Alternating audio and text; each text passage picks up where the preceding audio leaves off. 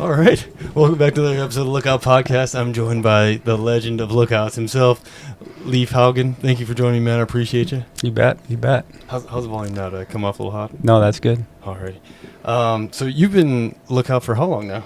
Since 1994. So this past season, I guess, would be my 32nd season. Dang, that's a long run, my friend. Oh, yeah. What brought you there in the first place? Well, I was always interested in them and, grew up reading, some Lookout legends like Ed Abbey. And when I was in college in Missoula as a young man, made a friend who was a Forest Service employee, and she was getting her degree through the Forest Service and was in college doing that. And one day I asked if they were still staffing lookouts, and she gave me a real funny look and thought, well, yeah, but, I could see you being one. And so she showed up the next day with some phone numbers and said, if you're serious about it, call these people and I'll support you. And a couple weeks later, on my first lookout job, Sea Lake Ranger District, 1994. Oh, that's awesome. Yeah. Did you have any coaching on the solidarity of it, like a little heads up, like? No, really no coaching at all. Oh, really? I showed up at the district with a backpack thinking I was going up there that day, and I didn't know the whole culture of a week orientation, a week of fire school. Oh, yeah. And yeah. But that was part of the fun, too, in the introduction to both the agency and how things work. Yeah. And it was a neat lookout in the sense that it's staffed by the state and the Forest Service. So there's a state lookout and a Forest Service lookout, and you split time. Oh. And so he was a long-time lookout, and he's the one who trained me up. And then when I wasn't busy at that lookout because he was there, I would fill in, like at Blue Mountain for Gene Miller. I filled in for him a couple times because 94 was a really busy summer. Oh, yeah. So I ended up getting a lot more lookout time than I thought. And in the end, I ended up taking that lookout over because the state lookout was a pretty busy guy when he wasn't doing that. And it was so busy in 94 that he just kind of checked out. And I took it on. And it was a great summer. Yeah. But it also wasn't the perfect lookout in the sense it wasn't mine. So it never really felt. And so the next season, I applied all over the place trying to find the right spot. Yeah. And I guess that kind of started my journey with lookouts. And I've been in the Flathead Glacier region since 98. So I've always been up the North Fork, whether it was for the Park Service or the Forest Service since 1998. Dang, man. Yeah, that's a good run and beautiful spot to be. Oh, yeah, yeah. And Blue Mountain, that's not the same Blue Mountain outside of Missoula, oh, yeah. is it? Yep. That's the one? Yeah. Right by the observatory? You bet. Oh. Yeah, so I spent, probably like 2 or 3 3-day stretches there that summer in 94 because it was so busy that we were staffing lookouts, 7 days a week, 12 hours a day kind of thing. And Gene needed time off as well. Yeah. And so, I felt like I filled in another lookout that summer, but it's not ringing a bell right now? Yeah. Uh-huh. Dang, man, that's cool because that Blue Mountain one, I always forget how tall it is until you drive up there. You're like, that's on some tall stilts. It is. It is, yeah. It's too bad to not see it, still in use, but I think that's what you see a lot these days with lookouts. The ones that, are kind of, the ones that are really remote are the ones that seem to be holding steady, and the ones like that one, there's just so much activity up there already, and so many other places to kind of monitor the town, that urban interface area. And then what was cool is Gene ended up, we have a volunteer program up here that I administer, and so when they shut Blue Mountain down, he started volunteering up here. Oh, cool. At Cooney Lookout for us, and he grew up in the Swan. Oh, yeah. So for him, it was kind of like coming home and looking out over the Swan Valley, which was really neat. And he also got 50 years in at Lookouts. Oh, he did? Jeez, yeah, man. Yeah. That's a good run. Holy cow, yeah. man. Yeah. That's awesome. And so valuable, man. Like, one of the things I want to touch on, too, is that there, always the idea kicking around of, like, automated lookouts. Yeah. It's just not the same, No. And I don't think it ever will be. I don't think, in my opinion at least, I don't care how good the technology gets, having a human like yourself up there is invaluable. Because not only, Sam just, like, crew lead for Yeah. a trails crew, Yeah. and I'm up in the middle of nowhere, no fire risk, but at least I got someone who's up high who can see the weather, who am confident is aware, because I'd check in with you, that I'm down there for any kind of concern, like whether, or like someone gets a bee sting and I can't get out to dispatch or anything because I'm in a hole. Yeah, I relay to you.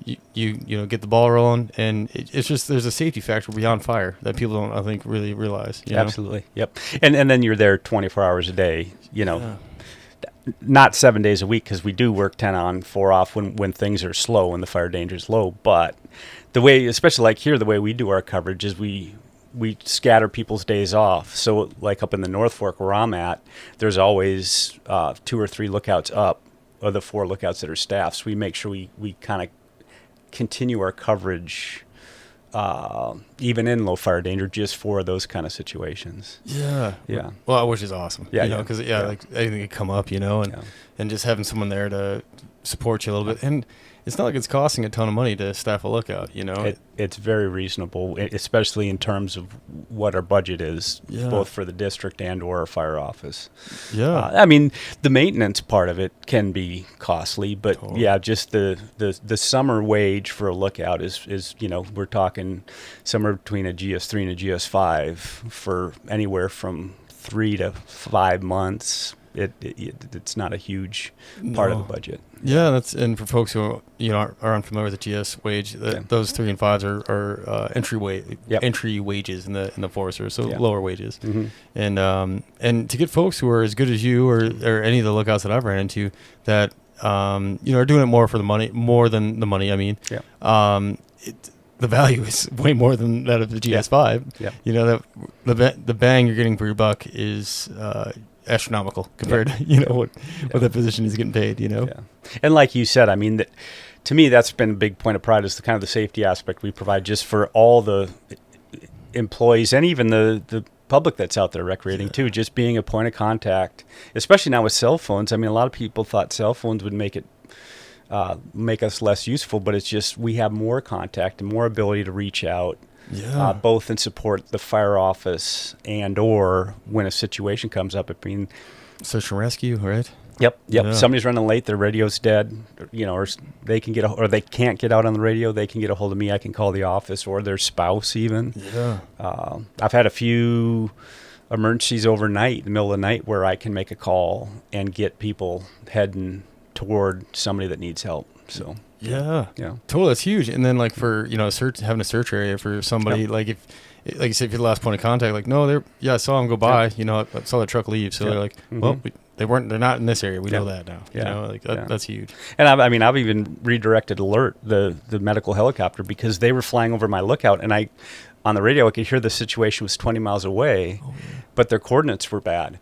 So I got on the radio and said, hey, you're 20 miles off if you're responding to this incident. And they went, oh, dang. And they said, are you sure? And I can hear it on the radio. So I looked at the map and gave them new coordinates and got them headed the right direction. That's awesome. The woman whose dad was injured ended up sending me a thank you note because she had heard that they weren't in the right spot and they got redirected, that was pretty sweet. Yeah, man. Oh, that feels good, man. And like those things, right? Like you saved them valuable time with them, chasing their tail in the wrong spot, and all parties appreciate that. Oh, yeah. Oh, man. There's so many layers to it, dude. I think the surface value of everything in the world, right? Not just Forest Service related or fire, but, like if you just look at surface value, sometimes you're not seeing the real value of it, or just that story alone is, more valuable than what people think of someone in the tower just looking for smokes, which is also valuable in itself, Oh, yeah. Like that's the main purpose up there is finding fires. But, and so did you go right to, I'm going to mess this up. What's the lookout tower you're in now? I'm at Toma. Yeah. So basically my lineup, I guess, was I was Mount Morel on Sealy Lake in 94, and then I moved to the Kootenai National Forest and was Keeler Mountain Lookout and mostly Mount Henry from 95 to 97 there. And Mount Henry was wonderful, but I wasn't, my wife was working on the east side of the mountains, and it was hard to see each other. And so she got a job in Glacier, and that's when I moved to Numa Ridge in Glacier. So I was at Numa Ridge In Glacier Park? In Glacier Park, 1998 to 2009. Whoa, dude. And then the forest was interested in restoring, rehabbing the Toma Lookout because it'd been abandoned for 37 years. Some locals had kind of looked after a little bit, but it needed a lot of work. And because I did a lot of assessments for building for restoration work, I went up there and basically gave them an option. You could either just stabilize it, or you could get it to staffing condition. And then I gave them the numbers on that. And they said, well, shoot, with that, why wouldn't we staff it? And I said, well, if you staff it, I'd move over there. Yeah. And so that's when I switched over to the Hungerhorse Glacier View District in Toma. Oh, awesome, Yeah. man. Dude, you, man, like that. I've already heard a lot about you, so I was already like really excited to meet you. But then there's so many layers. I mean, like, is there even a lookout in Glacier? Is there one left? Oh, yeah. No, they staff 4. Oh, they do. I heard was one left, and Nope. oh, gotcha. No, so they staff 4, and it was actually up to 5 for a little bit when I was there. Awesome. And that was a unique situation where we had one volunteer who that allowed us to make it 5. But when he quit doing it, we dropped back to 4. And this year they were 3.5 because the 4th lookout that they tried to hire bailed at the last minute. But yeah, year to year they're looking to staff 4 lookouts. That is great to hear. Yeah, because it's such a cool spot, and like some of those lookouts up there, like they're so unique and cool looking. Yeah. There's like that one. It's built out of stone mostly. Do you know what I'm talking about? Swift Current. Yep. And then there's Heaven's Peak Lookout too, which is even more unique, but there's no trail. It's really challenging to get to, so not a lot of people see that. But Swift Current's the kind of the iconic one. And I mean, what's neat about Swift Current is it was intentionally built that way because you could see it from Granite Park Chalet and the Many Glacier Hotel, and it was kind of up on the high spot between those two locations. So they wanted to mirror some of the rock work, and it is a beautiful lookout. Is it big? Is it normal size? Like normal size lookout. Normal size lookout. Yeah, some of the photos make it look a little bigger, a little more grandiose. Especially when it's the stone. I think helps with that. I mean, it's the same thing as St. Mary Peak down by you guys. I don't know why when I go there, just that rock base makes it seem just a little more sizable, maybe. But yeah. Oh, great photo op. I mean, like my I think it's the Instagram homepage is St. Mary's. Oh yeah, because the pan is just great from the top of the Bitterroots, and then like you said that stone base, it makes it look a little more grand for sure. Yeah, man. And then Heaven's Peak, is it stone built as well? Yeah. Real And so in all these lookouts in the park have undergone pretty serious restoration work by the Park Service and their historic preservation crew there. Very cool. And so Heaven's Peak as well, even it involved a lot of flight time, but they got it. They did restore it, and the rock work is pretty impressive on that one. That's so cool, man. And oh man, what a cool job to be able to restore. Because you've helped out on some of those projects too, right? Restoring lookouts. Well, yeah, and so I'm a carpenter when I'm not a fire lookout, so that's my profession. I mean, I always tell people I'm a fire lookout, but 6-7 months of the year I'm wearing the tool bags. Yeah. Slamming hammers or slamming nails. Sorry. Yep. And so when I was with the park, I would do some, but because they had the preservation crew, they didn't need as much help. And then, but when I moved to the Forest Service, basically I took on restoring Toma, which was looking up at staffing, and that kind of snowballed into basically doing rehabbing all the lookouts on the district. Oh wow! Over 4, 5, 6 years, and so we did some pretty serious restoration work on Baptiste, on Coleridge Cabin, which is actually a lookout structure from 1928, but it's just it's a little ground cabin. And then just tuned up a firefighter Hornet, Cyclone. A lot of work on all of those. Hornet's like the one that everyone talks about. Oh yeah. Well, it's the oldest lookout in Region 1. Oh, it is. 1922. There's a touch of debate on that, but it's the oldest standing one. Gray Peak, which is one I've worked on a bunch as well, on the Powell District, over on the Clearnez. Oh yeah. Is similarly aged. Similar design too, like the Grange. The cupola. Yep, the cupola, and that also is a rare style to see anymore. Yeah. Where Hornet's unique is the log base, and that's part of the. It's a little harder to maintain that too, and the historic preservation team out of Missoula did some work on the sill logs there this fall too. So nice. Mr. Jack it's Poppin, right? Exactly. Yeah, Yep. he's the man. It's a collab. I mean, and that's what's so neat is the collaboration that it takes to keep these up and running. Yeah, Sydney Bacon too, right? Oh, yeah. She does a lot. Yeah, she's great too. Because she, I watched her presentation on the one I think you helped a lot. Is it the Powell one with the logs? Well, there's the Bear Mountain. They're working on the log structure at the base of that right now. Oh, and then I helped. I re-roofed and new shutters and a whole bunch of work on the lookout portion of Bear Mountain probably 5, 6, 7 years ago. Oh, gotcha. Is that the one they had to helicopter a bunch of logs in to rebuild the base? Or am I thinking of a different one? That would be my guess. Oh, I haven't gotcha. been a part of the log cabin restoration there. Oh, gotcha. By the time, basically we started with the lookout, got that fully tuned, and then I stepped away, and I think Jack and Kathy have done that with some help from Nate Raff and some other people too. So. Oh, gotcha. Yeah, I'm thinking of a different one because it was Kyle and Sydney did a presentation at the Forest Fire Lookout Association 2 years ago. Yep. Oh, the one in St. Regis. Yeah. Okay. Yeah, and that I think might have been Big Hole. oh, maybe is that the lookout they were working on? Yeah, it was really cool just seeing that I was able to get restored and a lot of volunteer hours and. Oh, and there was also. Skookum. Skookum. Yeah, that's what it was. I'm almost positive it's Skookum. Yep. Yeah. And what's weird to me is... Did you help on that one? Nope. Oh, for some reason I thought you were involved. What's weird for me is I have a connection to the Clear Nevs. Yeah. And so basically I got tied into helping them. And with my duties staffing a look... I mean, what's great is my office here, they let me make my own schedule. They realize that I have an interest in this, so they kind of let me... As long as I'm at my lookout from July 1st through, mid to late September, I can play it however I want. Awesome. And so I got tied in with the Clearwater Nez National Forest, helping them with a bunch of their lookouts. So, and I can only take on one or two, like usually I do 1 or 2 assessments a year and maybe take on 1 or 2 a season. And usually it's before or after that. The staffing season. Yeah, so not a big window to work with. It oftentimes, I've had it before where I left my lookout on September 30th because the snow was coming. And I got home, spent a night at home, started driving, got to a lookout 18 miles in on the Nez in the Selway, and it was snowing there too. And the crew was there, and we couldn't get any work done because the season ended. Yeah. I mean, right there, it snowed on us for 3-4 days, and we realized it wasn't going to dry out enough to get work done. Yeah.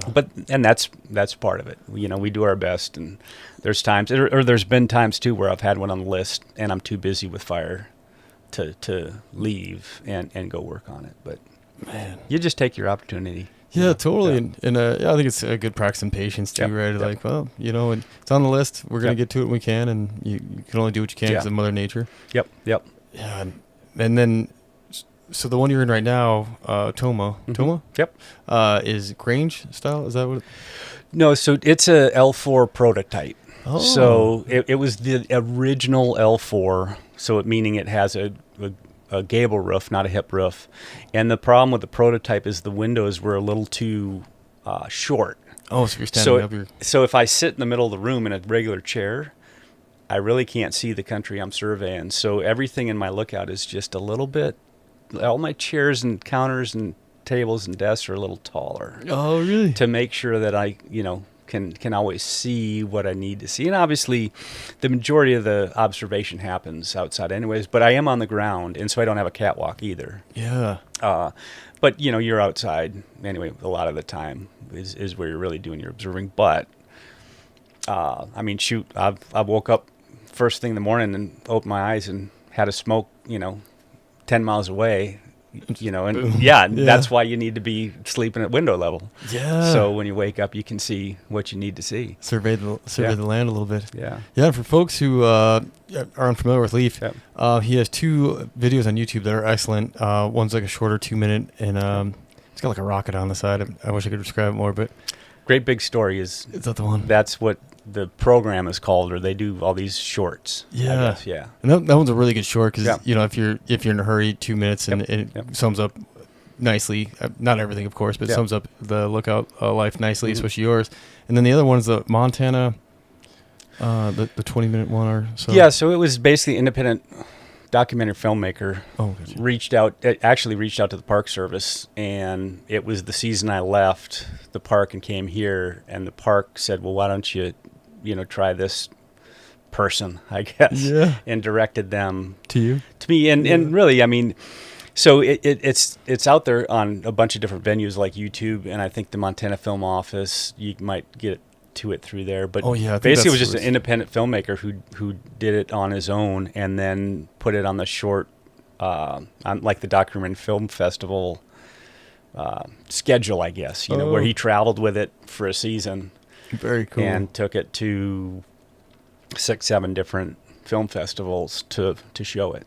Yeah, and I really loved how you spoke in that one because it's a little, more long form versus 2 minute, and you were able to get more of the kind of emotion into it and the day-to-day into it, and like, I mean, even just the process of going to the spring and collecting water, and then you shoring it up earlier in the season. Mm-hmm. Like, very cool stuff that people who don't live out in the West probably wouldn't know about, Exactly, yeah. And that's where the filmmaker, he got a lot of, he almost sometimes says it with chagrin that, that's the one people want to talk to him about. And I think because it's a unique lifestyle, and I think he did a good job of portraying what it is like, and the quiet and the solitude. And I mean, a lot of times really you're just seeing the beauty and hearing the wind blow too. I mean, there's some pretty good silence in there. So yeah, totally, man.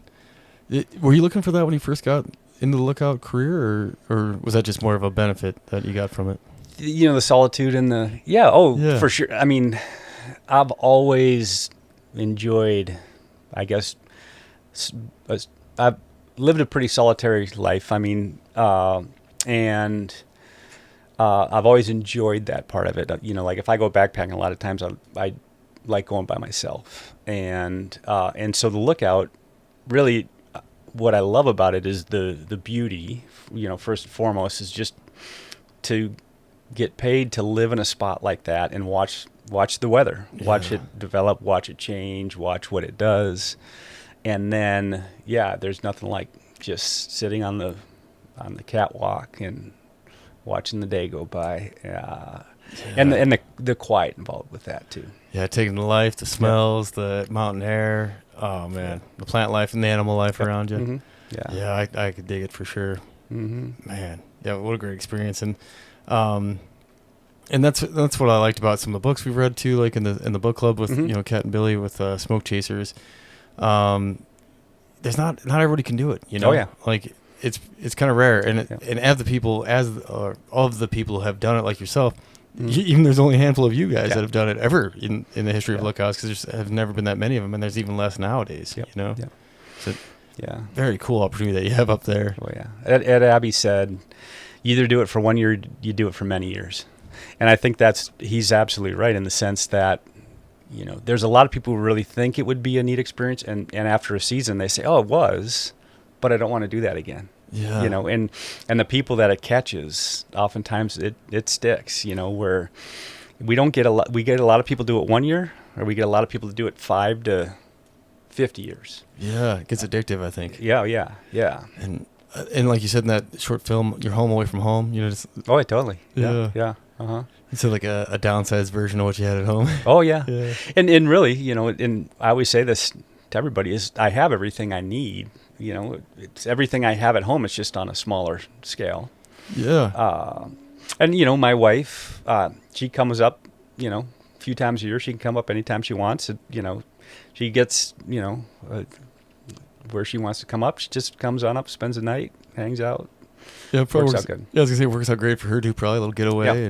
Man, and there's really not that many opportunities in the busy world, and ever in life, because life's always been pretty busy in recent years, modern times, to be able to check out almost completely. Not totally. I mean, you got your phone and the radio and stuff, but like away from the hustle and bustle as you really can be, and still be connected. Oh yeah, and I mean, I spent plenty of years without a cell phone, and I enjoyed that, and I probably sell it to my friends and family, that I don't have as good a cell service as they think I do. Yeah. But what I've learned more so is that when it comes to fire, having a phone really it helps, because there's times where having that conversation rather than over the radio or a satellite phone, just the communication on a sat phone isn't as easy as a cell phone. 100%. Yeah. So basically, I think I had cell service show up at Toma like right around 2016. And Firewise, it's really been a benefit for sure, because you just to not have everything go over the radio or through the satellite phone is a big benefit. And especially when I'm talking to British Columbia. Oh, yeah. Because I can't talk to them on the radio.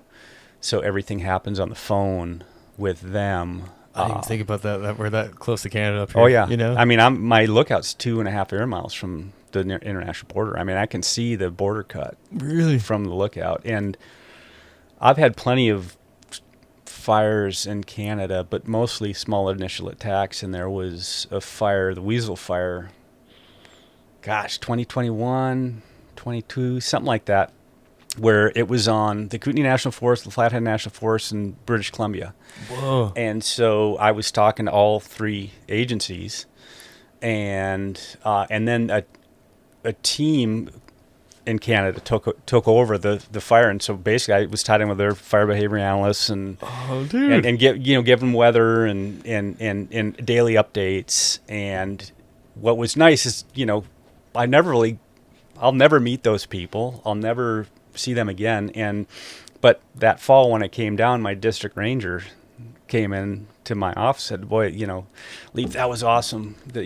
British Columbia really talked, about how much that support helped them out." See, look at the value in the lookouts, man. Like those, that right there. Like, I mean, and I've been in fire for over 17 years, and like that's not a scenario that's ever run across my plate, so I wouldn't even think about it. It's like, man, just that alone's awesome. Yeah. Man. And like I said, I mean, what was neat for them is British Columbia, I think, has only a couple lookouts left, and so it was kind of a unique experience for them too to see both the value and I wasn't giving them groundbreaking information, but I was giving them daily weather as it changed, and also fire behavior reports based on what I could see the fire doing and where it was moving and how it was behaving, and they're real time. Yeah. Yep. And that, which is huge, like you said, it doesn't feel like a lot, but it is huge, because they got their trigger points built up, so they're watching it move towards whatever trigger point they have or containment, line they have, and hoping it'll hold on a road or whatever it might be. Yeah. Oh, that's awesome, man. Yeah. Mm-hmm. And then, so when you first got started, did you find it was hard to train your eyes a little bit, or like your rhythm, I guess, to patrol for fire? Does that make sense? Yeah. Well, I mean, what was great about '94 was it was a very busy fire year, and so and what was great is that year we were dry early, and so like I said, I didn't know this, but I showed up, had a week of orientation, then a week of fire school, and so fire school was great because I got the nuts and bolts of it. And actually, our last day of fire school, they had a prescribed fire get out of containment. Oh. And so the guard school people, went up. Get some hands-on experience. We got overtime at guard school, fighting fire all night. That was awesome. And the next morning, so we worked a night shift between our second to last day and our final day. And that morning we went into the guard school and they said, you did a good job. You learned what you needed. We don't need to do today. Just go back to your district. Oh, awesome. So it was fun. And then that year we started picking up fire in July. And so, by the time I was just barely comfortable, so pretty quickly I figured out, what a dust devil might be, what a water dog might be compared to what a smoke actually looks like. And those water dogs get deceiving. Oh yeah, they do. And so I picked it up pretty quick that summer because at one point I had a lightning storm come through and there's 7-8 fires, new starts, below me, and dispatch was so busy that basically they're leaning on me, a rookie, to try and help prioritize things because I can see it and nobody else can. You know, like which is closest to private, which is closest to the wilderness, you know, which one's more active. And that was and that kind of pressure made me learn quickly. And what was nice too is it made me realize I enjoy that part of the work too, because it is a weird job in the sense that you have this peace, quiet, you know, for long stretches, and then all it takes is one lightning strike and you could be busy for weeks. Yeah. And it's a different kind of busyness than you're used to in, you know, in the kind of fire, you know, fighting you've done, but it changes quickly at a lookout. Well, and it's still the mental, you know, what I'm trying to say, like mental work, I guess. I don't want to say exhaustion, but mental like work that it takes. It's the same, whether it's boots on the ground or on top of the mountain, because you're still got to be on all day long, you know, watching and reporting and working, you know, so it's the same mental aspect too. Absolutely. Yeah. Yeah. And then, you know, like, getting a feel for the country too, probably after you're in an area for a while. I mean, you probably have an idea of kind of where storms are passing through and heavier lightning spots.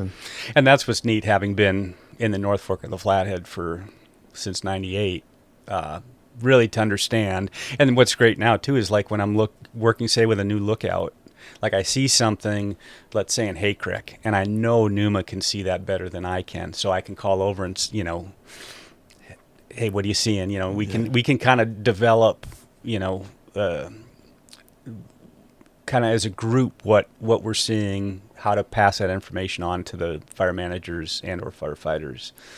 So the lookouts, I mean, that's what's really nice is we work together as a team to kind of filter what we want to get into the management and firefighter folks. Yeah, totally. The more lookouts, the less blind spots, and the more accurate coordinates you guys can pass on, because you can cross-reference with each other. And we get that in the Bitterroot quite a bit. And man, you know, like Tanner at Willow and then Ellie at Deer, and they're both in the same area, can't quite get the same vantage point because it's down into a draw, but between the two of them, they can narrow it down really precisely, and then the crew has less hiking to do. I mean, it just works out in everybody's favor to have more lookouts. I mean, triangulation is such a key. I mean, it makes life so much easier, because when you're flying solo on a smoke report, there's a little more pressure.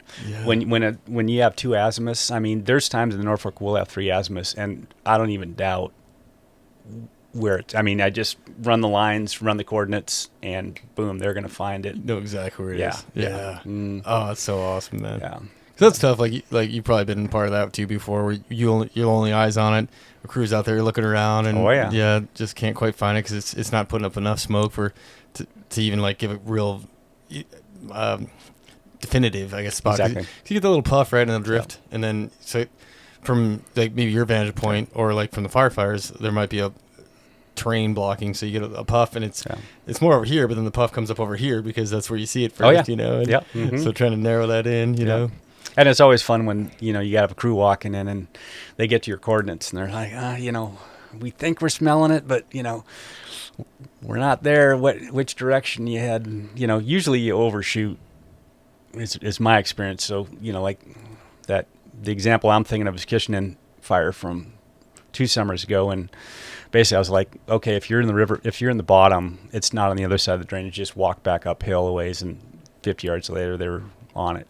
Dude. You know, and it's one of those things, it was a really easy smoke report in the sense that like I could see the whole ground and knew it was very close to the drainage, but I knew which side it was on. That's cool, man. Yeah. And that's fun, and that's rewarding too, when they're not out there looking for hours. Gritting for something, yeah. Our old FMO here, and I always say this when I'm training lookouts, I remind them, because it can feel a little bit of pressure, you know, to get it right, but our old FMO would always say, you know, you lookouts, you try too hard. If we're firefighters, if you get us within a mile or two, we'll get it. You know, that's our job from there. Yeah, we're happy. Yeah, and it was nice because it kind of takes a little bit of pressure off. So I always remind other lookouts that when I'm training them. But at the same time, you take a lot of pride if you can get it. You can nail it. Yeah. Oh yeah. Oh yeah. Oh, it's so awesome. Yeah. Well, it's a skill, you know, like you walk somebody right into it. It's like, man. Mm-hmm. And then the team, right? Because oh yeah, you're happy and they're super happy. Like, Yep. oh, and you get to build this bond. Yep. And like you said, even though like with the British Columbia stuff, you didn't actually meet them face to face. You might not meet those firefighters maybe at the end of the season, but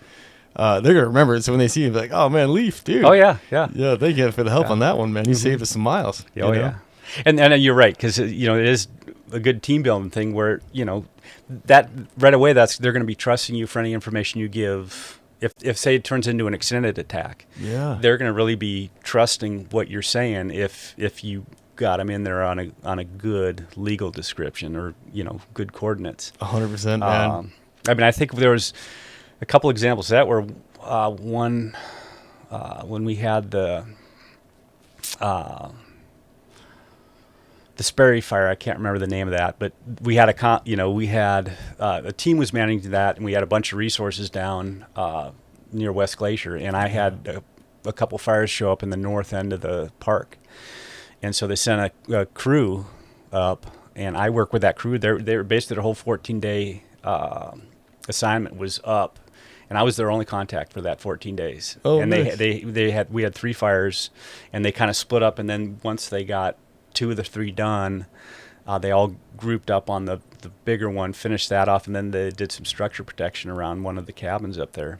Oh, cool. But I worked with them for 14 days, never met any of them, and then one of them took a job at Spotted Bear, so I actually got to meet one of the people who was on that crew that time. And I mean, we'd talk 6-7 times a day, because basically it was all radio traffic for them through me to get to camp. And the person they had to report to back there, it was really enjoyable. That's awesome. Yeah. It's so cool, and being part of the team like that, man. And that's would be near impossible without you, because then they'd either have to carry a sat phone or have someone else hike up, and then that person isn't working with them anymore. Exactly. So one less team member to go to High Point and be the human repeater. So man, so beneficial having you. And I didn't even think about it really. I mean, it's crossed my head, but like coming up here, I didn't really think about like how much beautiful country you have to cover, because not only like we're talking glacier, and you can see right into glacier, right? Oh yeah, man. And then you got the Bob Marshall Wilderness not far away either. Yeah. Oh, it's beautiful. Yeah. I mean, really, when I was at Newman Ridge in the park, it's a beautiful lookout. You're right in the mountains, but you're up against them. Oh. Like to see the Northern Lights is unique because you have a peak that's 2,000 feet above you, basically to your north. Blocking the view. Yeah, and so what's nice at Toma is I see the whole stretch of the Livingston Range. Like I see 20 miles into Canada, Alberta, the Continental Divide into Canada, and then all the way down to the southern end of the park and into the Bob. Oh man, you have probably had some shows from the Aurora, huh? Oh yeah. Just feel like it's coming in the cabin in the lookout with you. Yeah, I mean, and that's what's so fun is with the lookout group, we'll try and you always feel bad waking people up, but at the same time, we kind of have an understanding like, if you're seeing something cool, wake me up. Yeah. Please. Yeah. I'll be upset if you don't. Yeah. Yeah. Oh, and I was kind of wondering that. I was thinking on the way up, since the Aurora's been so active lately. Me and my wife were at my brother's house. He had kind of like a duplex on his place, and we lived in his basement, and we had a puppy, and my wife let the puppy out, and she's like, I'm seeing something weird. Like, come check this out, because I think it's Northern Lights. And I was like, and being low, they're so close to Missoula, I'm like, there's no way it's light pollution. But I was like, I'll come check it out. And sure enough, it was. And it was, how the Aurora can be in so many different forms. This one was almost like a weird little dancing snake coming down the Bitterroot. Oh, and it was wow. like almost below us. So I was like, oh man, if a fellow like Leif were in the lookout tower, I wonder if he's getting it at like eye level sometimes. Have you ever had it like low like that? I don't recall, I guess, but every time is unique for sure. And that's just it. And that's what was fun two nights ago here. And they were outrageous at 6:30. I was getting home from work, and my wife and I, we'd live in the trees, so we could see it. But we went up a couple miles up the road to where there's a park that's open and has a view into the park, and it was just carrying on something. Yeah, wasn't it the reds out of that thing? Yeah. Oh. Yeah. And so early on, like I think my wife had something earlier about seeing someone post like, look for the Northern Lights tonight. Yeah. And then she went outside to do something, and it wasn't even completely dark in Stevensville yet, and she was like, holy cow, Northern Lights are out. Oh, yeah. And I was like, no way. And, run out there and, just the red coming over the Sapphire Mountains was incredible. Oh, wow. Yeah. And for us, I mean, the western sky was still kind of dusky. It wasn't dark yet. And that's what was so neat is seeing it to the north. And then it took a while for the western sky to be lit because I think it was just too bright still, maybe. Yeah, because we had the same thing. And then we were getting a little bit more of the greens from the western sky over the Bitterroots. And it's beautiful, man. Yeah. Oh, I love it. And that's such a special thing about being in the lookout is to be able to get less light pollution and enjoy a moment and in kind of the silence, you know? Oh, I couldn't imagine waking up. And is it ever bright enough to light up the inside? Oh, yeah. Oh. Yeah. I mean, the moon shadow is a real thing at a lookout. I mean, where my example is I can almost read a book by it. If I probably could if my eyes were better at this point. But, I mean, the moon shadow, you'll see just like the sun casting the shadow. And it almost can be hard to sleep because it feels like there's a light on or something. But you get used to it too. But the lack of light. I mean, I was working on Schisler Lookout above Moose Creek in the Selway Bitterroot. Oh yeah, yeah, so above the Selway River. Yeah. And there's just no light pollution there. And I saw the northern lights from that lookout one night too. And I just, to me, it was. I mean, we couldn't get an FM radio station up there. It's so remote. It was a neat spot, and just like you said, the lack of light pollution, the stars are just outrageous. I mean, it feels like you can touch them because they're just so bright and so vibrant and so there for you. I mean, it's pretty cool. Yeah, me and Kevin, when I interviewed him last night, we were just talking about that. I hadn't experienced it too much, but we're coming off a fire. We're just assisting the Power Ranger District from Stevensville, and we helped them button it up, small little fire, and we were heading back. We were only on loan for the evening, but the dark was coming, and it's crazy because I just wasn't prepared because it's just over the hill from where I live. So I wasn't really thinking it's about to be pitch black out here, and then the stars, like you said, all of a sudden just right there. It's like, holy cow. And it's air miles, a couple miles from probably my house, Yeah. But it's just that big wall of the Bitterroots just blocks out a lot of light pollution and that kind of dark hole back there, and it looks amazing. Yeah. Man, just cool experience. Have you had any weird experiences on the lookout? Like any as in UFOs or just people waking you up in the middle of the night? No UFOs, but I have. I mean, you were talking about FFLA conferences. I went to an FFLA conference once where there's a college professor who gave a presentation on UFOs and was trying to get people's stories because he was like, "You're the people who would see something." That's what I was thinking. Yeah. But on my end, no, But it's funny because the Northern Lights to me are always. You're wondering what is it takes you some time unless it's right in your face, but oftentimes it does take some time to figure out, okay, what am I seeing? Is it especially not the bright colors, and they're kind of doing that more wavy dancey thing, little kind of shoots. You're kind of looking at it for a minute. Yeah, and really, but in my career, most of the human interactions are always positive. I've had one weirdo every 10 years or so or something. Yeah. But, and then I did have somebody show up middle of the night, and basically I woke up with their headlamp through my window, waking me up. But when I jumped out of bed, oh my God, it kind of startled them too. So I don't think they were expecting that a human was up there. Oh, they thought maybe just an abandoned structure. That's kind of my guess. By the time it all shook out, I guess that's my interpretation. But basically, I was ornery enough that finally when I kind of got to my senses and woke up, I was like, hey, man, it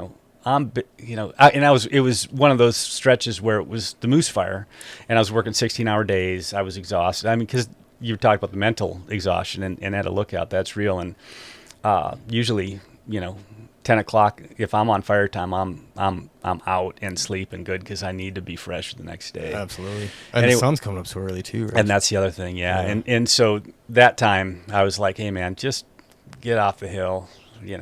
I need to get my sleep. Yeah, I'm See here you for later. work. Yeah. This is my job. Yeah. But I mean, a lot of wildlife. And what's neat where I'm at is there's a lot of bears. That's cool. So, I mean, it's never really anything too dramatic. I've been charged twice, but both those, worked out just fine. Oh, good. And but I've had a lot of just neat experiences with wildlife where they're kind of curious about you're curious about them, but it's all safe. And Yeah, black bears or grizz? both. They're Oh. yeah, I mean both are common, I would say, and a lot of times what it is, they'll follow like as the berries come up to the ridgetop. Oh yeah. That's when I'll have them around. If I see them more like June or July, they're kind of just passing through maybe. Oh, gotcha. But oftentimes when the berries are on the ridge, I'll have a group or maybe a family unit like hang around for 3-4 days, work the berries. And it's almost like you get used to it, you just give each other space. Yeah. And it always works out. Yeah. Yeah. Well, you probably your hearing's probably a little heightened since there's not a lot of noise. So you probably hear something kind of brushing, Oh yeah, running through Yeah. the brush. And I have my dog with me these days too, and he's a pretty good bear dog. So he sees or smells, and a lot of times he sniffs things out before, like he alerts me when we're coming up on a smell that he's curious about. That's good, man. And he handles it well, like he knows he stays by my side, and I make sure he's leashed up when we know they're around, or if I can tell he's picking something up. Yeah, smart. Because I made that mistake picking berries with my dog a long time ago up Miller Creek, and we'd been up there patrolling the day before, and then I was on my R&R day, so I was like, oh yeah, middle of the week, my wife's working, me and the dog go up and pick some huckleberries, and we'd seen a moose recently, so I wasn't really thinking, and so close to Missoula, I was really thinking bear, and so I was just head down picking away, and then my dog was on alert, so I was watching his behavior. My back was to the noise, and I was just picking and putting huckleberries in a jar, and then he got a little bit more stiff, and all of a sudden I started looking, I could see black spot moving. I'm still thinking moose maybe, and I think it was a grizz, and I was like, well, that's probably good enough for us. But the thought, dang, I wish I had him on a leash just in case, because I don't know. I haven't been around a bear with my dog yet, so I don't know how he's going to react. So I was like, we're just down from the truck, though. So he's got the spot. He can have these berries. Oh, yeah. We'll move on. We'll move along. Yeah. But it's funny though when you're out there enough though with wildlife, especially being the Forest Service, it wasn't like it. Wasn't worried. I was like, oh, I'll give him his space and go. And then looking back, I was like, man, that was a pretty damn big bear. Oh yeah. Mm-hmm. But then along the sleep thing, you were talking about some restless nights in the lookout, and I don't think people are aware of that either. Like when a storm comes up, I mean, it's shaking everything with you in it, right? Yeah, and I mean, oftentimes if it's that breezy, it's hard to sleep. But oftentimes you're dealing with a storm, and you're kind of keeping one eye open anyway, waiting on some lightning. Oh yeah. But there are nights where it's so breezy that it's challenging sleep, and it's as much I'm on the ground in pretty solid structure, but it's noisy. Yeah. And so it's that noise of the wind shaking the window, because sure it's a stable structure, but it's old and the windows rattle a bit, the shutters might rattle a bit, if you have a window open, it's gonna blow things around too. So there's times where you're not getting full sleep, but I think you also get good at sleeping with one eye open a little bit too, because especially if there's a forecast of lightning, I try and go to bed earlier than usual so that if and when it does come through, I can be up for a couple hours watching it and then still be fresh the next morning, because you want to, if you can identify where it's dropping lightning strikes, your work's going to be that much easier the next morning and or the next week, just to know where to be looking. Are you sketching them down, or are you just kind of taking mental notes as you see them?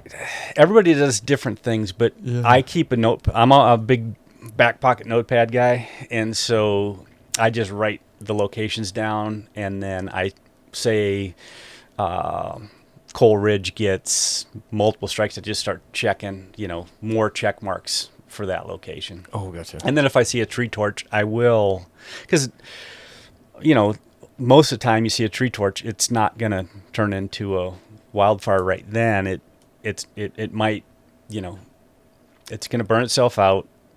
It might not show back up it might not be there in the morning, and then you just have to monitor that spot. So when I see a tree torch, I'll actually line it up with a firefinder, write the azimuth down and the location. but not spend so much time doing that I'm missing other strikes that might be happening as well. Oh, it's kind of just quick little jot Yep. down. Yep. Yeah.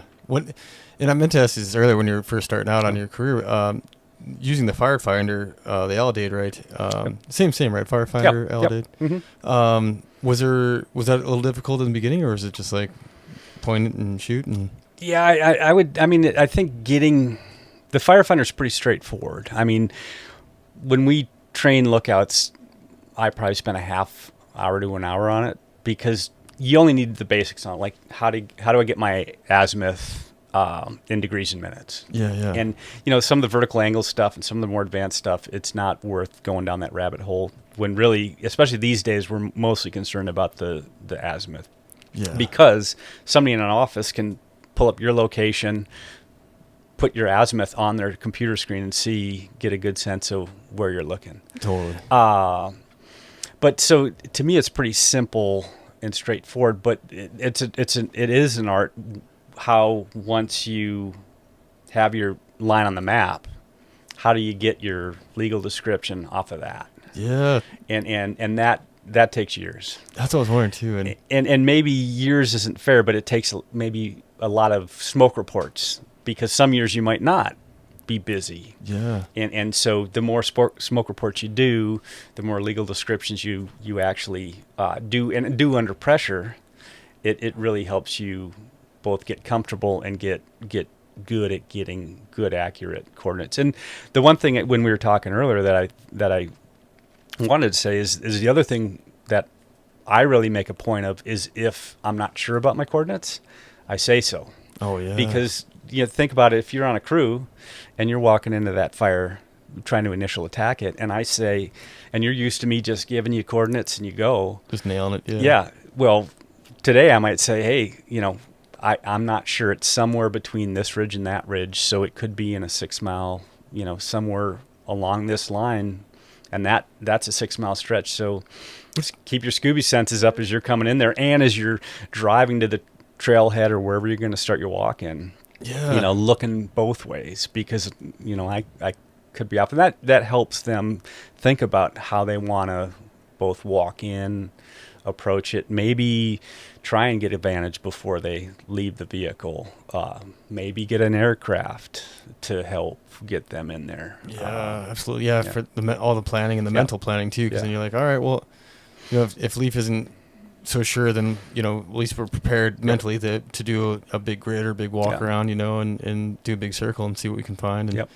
and like you said, get your Scooby senses going because you start thinking like, all right, I'm gonna be sniffing more often or like paying more attention to the wind or all the things that help you find a fire. Yeah, and that's huge. And what I like too is, when I first started, it was a little more of a competitive environment, maybe a little bit, and also like the patrol plane, you were kind of competitive with the patrol plane, and these days for me it's like we're all on the same team.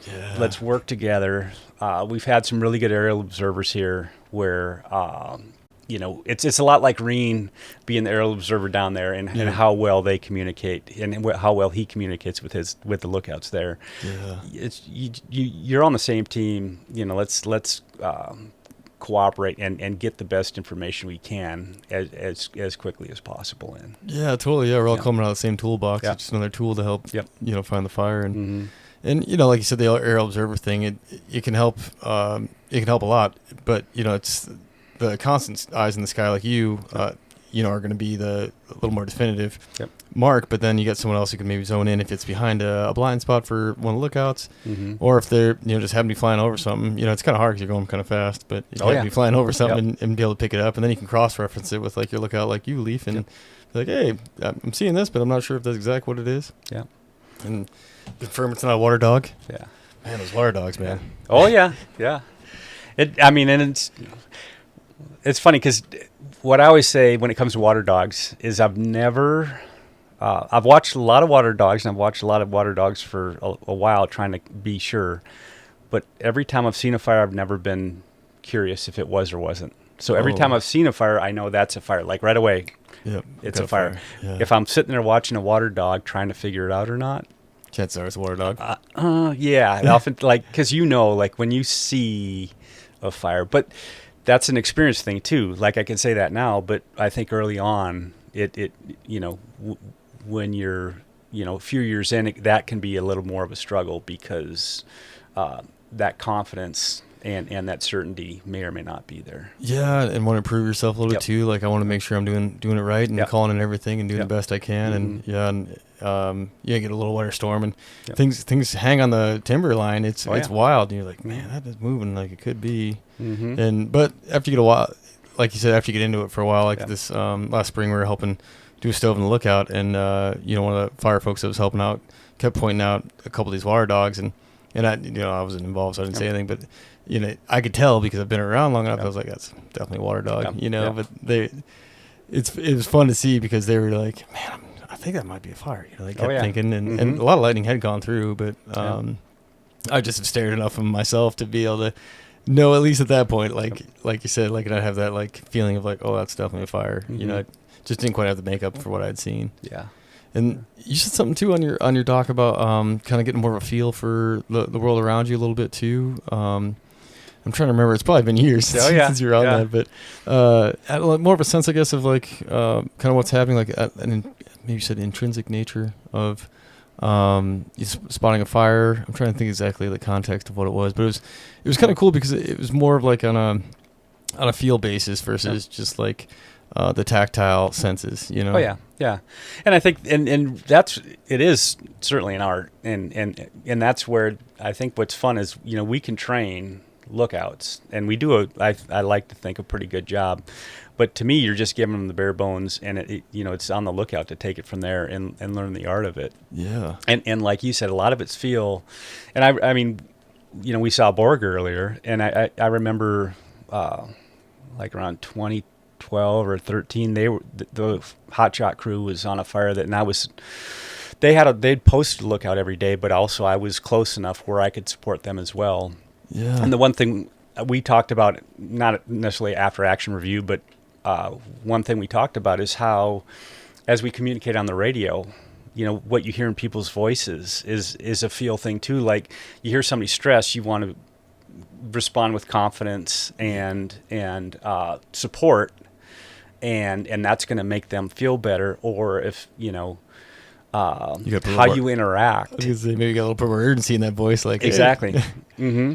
And that's another part of it too, is because you're never gonna, as a lookout, be looking somebody in the eye. So your radio voice is another aspect of how you can support people, and also, listening to how they're responding. And sometimes for me, it's like backing off. If you can tell, maybe this person, doesn't need too much of this info, I'll just kind of let it sit and let it lay, and let them call me if they, need some support too. So, man, that's like a good superpower, I guess, kind of, not the word I'm looking for, but that's a good quality to have, because like you said, there's so many different things going on, especially like on the boots on the ground side and what you're seeing from your side, and to be able to have the feel for the conversation, and to be able to use the inflection of your voice to convey how things are going, or to, like you said, simmer things down. Like, no, you guys are in a good spot. I got eyes on. I'm here. And oftentimes in the country I'm working in, that's a lot of it is make people reassured, because if you're fighting fire in the trees and you're not seeing out of the canopy much at all, and your head down, and even if you were trying to look at the sky or what the smoke is doing, on another side of the fire, you're not going to see it because you're in the trees. And so that reassurance is a big part of what a lookout can offer. There's times where you don't need to provide that, but there's been plenty of times where that kind of reassurance has been valuable to the crews on the ground. Oh, it's so good. And even like weather-wise too, I've had lookout save my bacon, where it's like you said, we're timbered up and working, and we know there's weather coming, but we can't see it, or we don't know, and then you're like, hey, just heads up, a few miles out, we got a pretty good thunderhead building, and then updates as it's coming, and then also like awareness of you, because the country so well, you'd be like, hey, you guys got to get out now. You're not gonna have enough time to hike off. You're gonna be in a bad storm if you delay any longer. So, and that confidence, like for me, if I'm in charge on the ground, I'm like, yep, that's what Leif said. We're out. Let's go. Yeah. and reassess later after this comes through or whatever might be the process. But man, yeah, it's invaluable, I would say, for sure. Yeah. And then, were you a carpenter before you became to the Lookout World? Well, it's funny. Again, when we were talking to Borg, I almost brought this up, but I'd done some woodworking, but when I was at Mount Henry in '95, it was a really slow fire season. And so our supervisor, me and another lookout and our supervisor, he said, well, we're going to re-roof Mount Henry. I said, great. Cool. Sounds good. Yeah. So, because it was slow year, might as well do something worthwhile. So we went up there and basically shingles flown in, took it on. And he was a little frustrated with me and the other lookouts' lack of experience. So it took us a little longer. Was he more old school, like been around a little bit? Oh, yeah. Yeah, because back in the day, just for folks listening, and more, let me know if I'm wrong on this, Leif. Back in the day, a Forest Service employee, we were all like kind of rangers, but you were kind of a do-it-all employee, right? Like you could kind of build whatever, do whatever. You were a little more capable, I guess, maybe back in the day, right? Yeah, and it was one of those things in a slow fire season. What are we going to do? Well, let's contribute something, and so we have time, and so let's re-roof that lookout. It needs it, but I really enjoyed the process and the work. And so I learned a lot, and I mean, like I said, he was both impatient and patient, because we needed to learn so we could do it properly. And it's the first lookout I re-roofed, and very cool. I mean, what's neat is now same thing. Like when I'm re-roofing a lookout, I'll often say to the crew that's supporting me is, okay, do you want to learn? Like, how many of you want to do this step or that step? What do you want to, do you want to learn this, or are you just here to support me and you don't care, and then just stay out of my way, kind of, so you always try and get that going. But that's a great way to save time too, because then you don't have to waste anyone's time, or if people aren't getting an opportunity, or like, man, I'd love to ask Leif something or Leif something, but if he's too busy, because they don't want to slow you down either, right? Yeah, and so and I guess backtracking on that re-roof story, the way it worked out was then that fall, once I worked in the fall, into like October, November on the crew, because once I was done with the lookout, I'd go down and work on the crew and help with fall burning and stuff like that. And when I got back home, I needed work. It was my first winter out of college, and I said, boy, I want to, that was a good experience. I want to learn more. Yeah. And fortunately, I got in with a really good crew here in the Flathead, and the contractor was awesome. He said, okay, you're going to be here from November to April. I said, yep.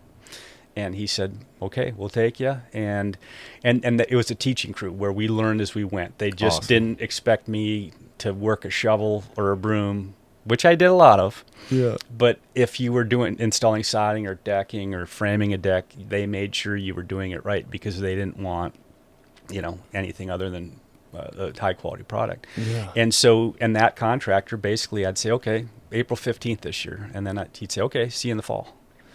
And so I'd come back after fire season and fall burning and jump in with a crew. And I did that for quite a few years. And that's really what taught me. And both the contractor, the foreman, and the whole crew, they were awesome to work with, and still are friends, today. That's cool, man. Yeah, and the skill to have, because the reason why I was asking that is because what I understand, like, your kind of role as a lookout too now is the upkeep of the structure. We kind of touched on it earlier, but like, I wanted to talk about that a little bit more. Like, every year you're going on to keep it standing, I guess, kind of in the sense, right? Oh yeah, and that's where, I mean, basically, I guess specifically on our district, but generally on the Flathead, I probably get to most of our lookouts every season. Oh, really? And just take a look. And then certainly the ones we staff, both through the volunteer program and our district, I go to a few times a year to both prepare for the season, shut her down for the season, and then in the midst of that too, I also go to other locations to support their efforts to keep their lookouts, especially their staff lookouts, operable, and functional, and in good shape. And so, that's become a big part of my job and my work. Which, for me, what I like is it just gives me more lookout time. Yeah. So, I mean, 100%. rather than, I mean, it's not that I don't enjoy a lot of the stuff the crew does and being a part of the fire crew, especially as I've aged. I mean, it's a skill I have, and so it gives me that much more time on the trail, in the backcountry, up at lookouts. Very cool. Yeah, and so like this year, I actually last couple summers I've supported the Kootenai National Forest with a few of their lookouts and re-roofed a few of theirs. Done a bunch of other work on new floor, you know, new glass, a bunch of stuff like that on some of their lookouts this past summer. Oh, very cool. Yeah. Do you have the shop here, or do you have to go all the way down to Missoula for some of the stuff? Like, No, so because I mean that's where it's goofy is because I'm a carpenter, house builder in my other job, I have a shop at home. oh, nice. And so, in my sense, it's so much easier for me because I have all my stuff. Is I just work out of my shop. Awesome. And like this winter, I'll rebuild. I'll do a few doors, a few windows, that kind of stuff in my shop. That's what's kind of wondering. Just from peeking around, it just didn't look like you have the room over here. Nope, you know? nope. Or tools. And that's just it. We do have a bit of a shop at the warehouse, but we have what's nice is we have a agreement that the ranger signs every year that allows me to use my shop, my awesome. personal shop as a employee. And that also kind of gives me that coverage when I'm working on government time to be in my shop, do that. Yeah. And it's so much easier because then what I don't have to do, like when I went to the Kootenai, is I load all my tools, and I'm fine, use my personal tools on a government job. But I load all the stuff I need into my truck, and I don't want to have to come here and then change it into a government truck. So I just, they give me mileage. Awesome. And just, it makes it so much easier. Yeah, it makes sense. That sounds like the right way to do it, Yeah. for sure, man. And that's, a lot of what works well when I go other places, basically all I need is a job code. Yeah. So it's just like being on a fire in Sure. some respects. I mean, my fire time anymore is working on lookouts. Oh, cool. And so, and that's where a lot of times the understanding is because I'm here working 80 hours a pay period, sometimes I can squeeze in 6 days of maintenance and my off days. And I might be, on the Kootenai on overtime doing that. But at the same time as a GS5 seasonal, even if I'm on overtime, it's still a pretty fair rate for the work that I'm doing. Really, I would say that's you're donating a little bit there, Oh, yeah. with your skills. I make a little more. It's in my, when I'm wearing the tool bags and, in the off season. Private contractor. Yeah, for sure, man. And I think that's the missed stuff, that people don't really see if they're at the top levels or outside of the agency, of like someone like you bringing that skill level for a very discounted rate. Yeah. Which is amazing. Yeah. And man, the cool thing is just like the structure you get to work on, because I mean, there's a few homes probably, but that would have like a cedar shingles, but most people are pushed towards tin because of fire safety and longevity. So getting a chance to be able to work on some stuff like that. Oh yeah. And I imagine, I guess, is that like when you go to do your assessments, is it kind of like roof shutters, like making sure it's dried in, and then like top down kind of like that? Absolutely. I mean, you're trying to keep the weather out, and you're right. So roof shutters, glass, siding, all that. But oftentimes, what's unique is every lookout. Even though they're standardized structures for the most part, everyone is a little unique because it has a different need. Yeah. And so that's part of the fun. And then because in my my private work, I have to deal with estimating and planning. And so that's where I'm pretty comfortable coming up with a number. This is how we can do it. This is the steps to do it in. Yeah. And especially like if it involves flights and flight time, you can get weights together. And so it's a part of it that part is also enjoyable in the sense of, and that's where the backcountry ones I even like better than, drive-ups I'm happy to work on drive-ups, but they're just a little less fun in it because the challenge isn't there, because you can, in theory, call down to the office and say, I need this. And they can have it to you in a half day or the next day, where if you're in the middle of the Selway wilderness on a lookout and you didn't bring something, it's not coming. No. And you're going to have to figure it out. Yeah. Oh, man. Get the problem-solving skills really in motion there. Get those juices flowing. Yeah. Well, and that's where I've learned that's why you plan. Yeah. Oh, yeah. It makes you a great planner, probably. Huh? Yeah, and it's good planning makes everything go way better. Yeah. Yeah. Yeah. Yeah. Saves so many headaches. Yeah. And then also I was wondering, do you have a favorite style lookout, or just kind of whatever one that you're in? Well, I like the old school. I mean, the R6 flat top is nice because of the added square footage. Yeah. Is that what Blue Mountain is? Blue Mountain's weird in the sense I don't even remember because of the angled glass, and it'd be like Deer Mountain. Oh, Deer Mountain. Or Willow, I think. Yeah. Yeah. So they're both flat tops. The flat top, and it's 16 by 16 rather by 14, and that 2 feet makes a big difference inside. Yeah, absolutely. But I like the old school. The cupola ones are cool. I wouldn't want to staff a cupola one because it'd be awkward to be that up down. There, right? Yeah, exactly.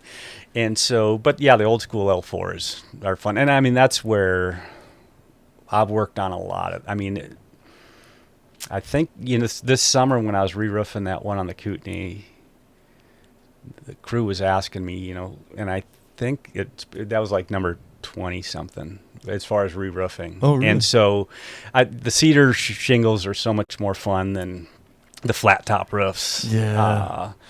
And it just takes a little more craftspersonship to pull that off. Yeah, totally. Because it's similar to standard shingle, right? With the spacing, isn't it? Yeah. Yeah. And then and you're splitting them by hand to make the sizing, right? No, you don't. I mean, anymore. They come.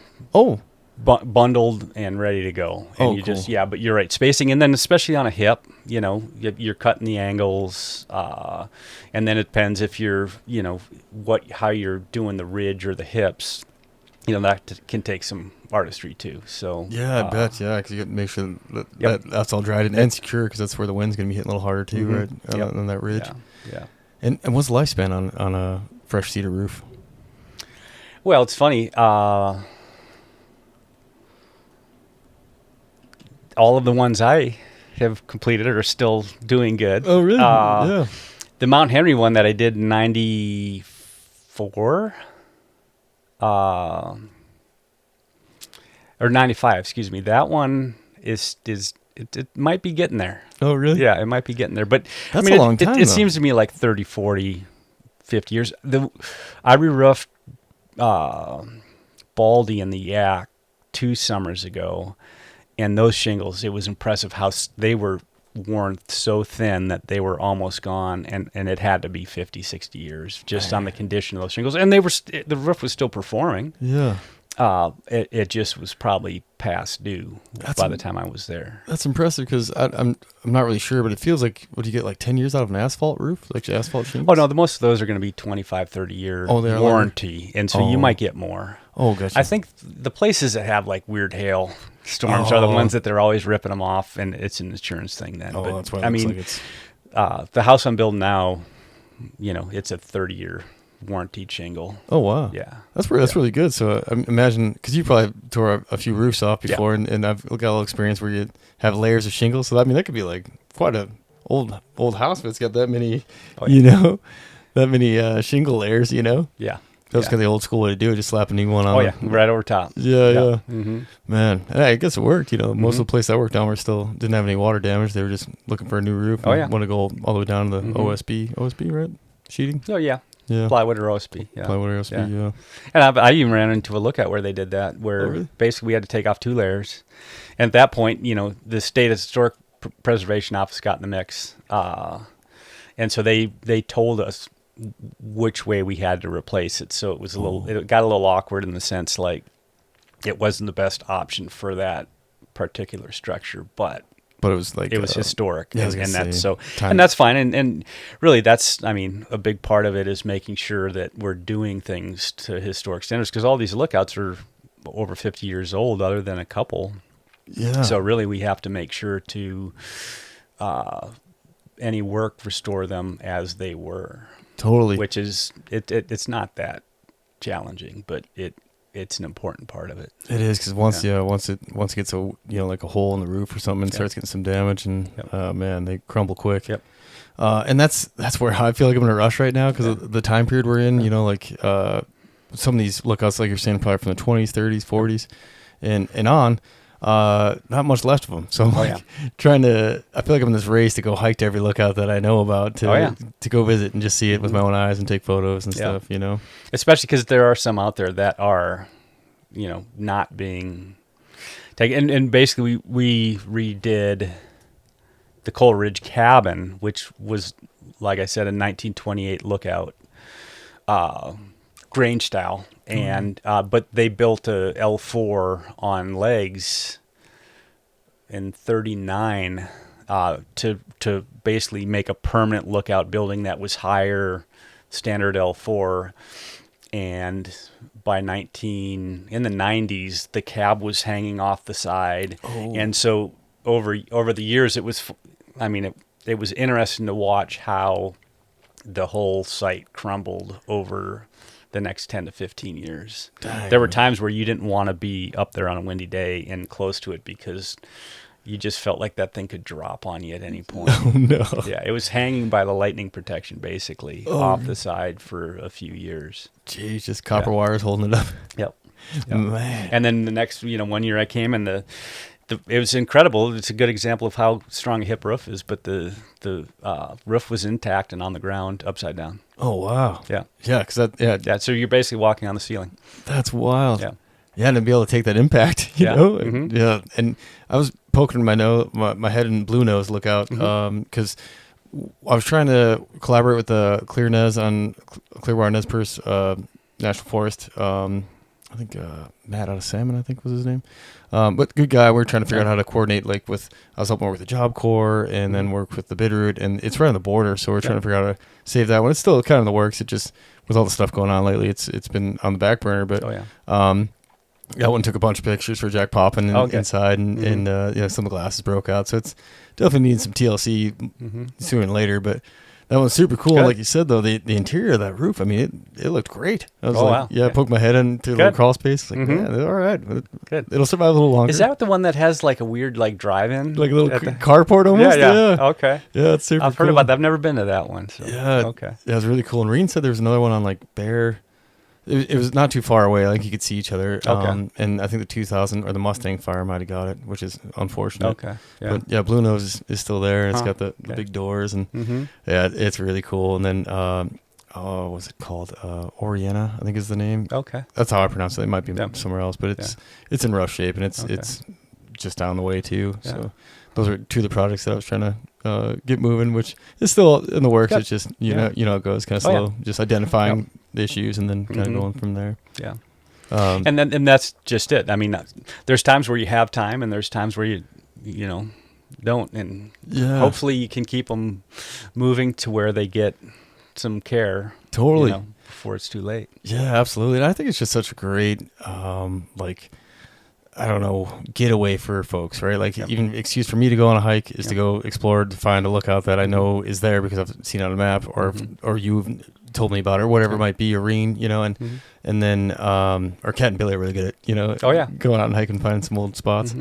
Or just like a rental, Medicine Point lookout, where me and my wife stayed years ago. It's just such a good retreat to the middle of nowhere on top of a mountain and get to experience something that you get to experience all the time, Yeah. And I think the rental program has been really a big success for the Forest Service because, like you said, so many people get to experience that. Yeah. And it, obviously, the big complaint is how hard it is to reserve them. It is, yeah. But at the same time, the people that get them, it's a neat experience. Yeah, it's a good problem to have. Right? Yeah. And except a Tuesday, Wednesday, Thursday, these middle of the week, one night trips because they're so popular. People are willing to go in the middle of the week because that's the only time you can get it. And it just shows you how special they are. Yeah.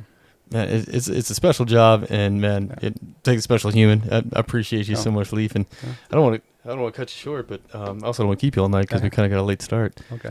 I feel like we're just scratching the surface here, my friend. All right. Yeah. Am I leaving anything on the table? You got anything you want to add? I once I start talking, I kind of lose track of where I'm at, so I'm hoping we've stayed on track anyway. Oh, yeah, no, totally, man. And this, for folks listening, it's the first time me and Leif have ever met each other, and But it's been definitely. I've been wanting to, at least meet you even for the longest time because I was aware of you for a long time, and then you left that awesome note. I appreciate so much on our wife's or my truck, or me and my wife's truck, and she happened to be driving, and she's like, and she even knew who you were. Oh boy! And she's like, I was looking. I think I might have saw him, but I think you were on your way in, and they were on their way out. Me and my wife and kiddos, and then. But it was like at that time where like things were starting to get a little challenging. I think I just gotten a hold of this thing and, just like a little bit of a money pit for to get this project going, right? Because this thing was a shed before I got a hold of it. So like just the kind of words you had in your note was like really encouraging, man. So I appreciate that a lot. Well, and I appreciate the work you're doing. It's, I enjoy listening. Oh, thanks, man. I'm trying to do an all right job, hopefully getting better every time. Mm-hmm. Well, yeah, like I said, man, we'll have to do a follow-up. But Leif, thanks so much for coming on, man. I appreciate your time. Oh, you bet. Thank you, Luke. Yeah, and thanks for tuning in, folks. All right.